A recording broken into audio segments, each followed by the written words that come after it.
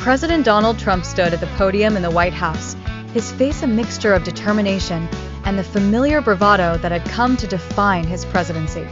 He was dressed in a crisp suit, the American flag pinned gleaming on his lapel. The room buzzed with anticipation as reporters from various media outlets held their recorders and pens ready, poised to capture his words. A reporter raised a question, and Trump didn't hesitate. "Oh, we're going to make a deal," he declared, his voice firm.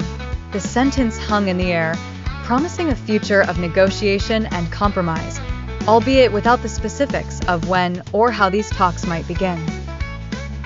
Across the globe, in Beijing, the atmosphere was equally charged. China's President Xi Jinping's administration was pulling no punches.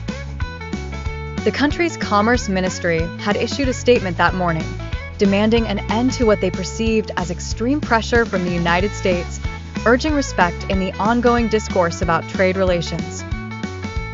The tension was palpable, a chess game played on a global scale, where each move was scrutinized for its broader implications. While Trump had eased some tariffs on imports from various countries to mitigate economic disruptions, his stringent measures on Chinese goods remained, imposing levies that amounted to a staggering 145%.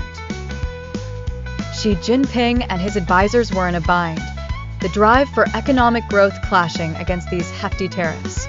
They pondered over their next maneuver. It wasn't just a negotiation about numbers. It was a diplomatic dance that required grace amid the power struggle. Trump, meanwhile, appeared confident, if not a touch exuberant. He spoke of a very good deal, but left the air thick with uncertainty. Would this optimism translate into action? The world watched closely.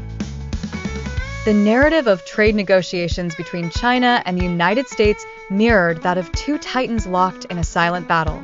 It was no longer just about commerce and economics. It had morphed into a broader discourse involving respect, perception, and global influence.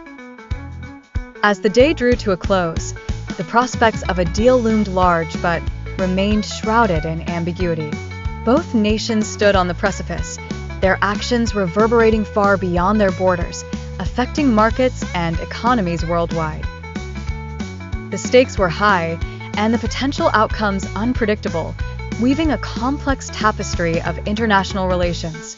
The world could only hope for a resolution, for a story of cooperation that transcended the tensions and ushered in an era of harmonious trade relations.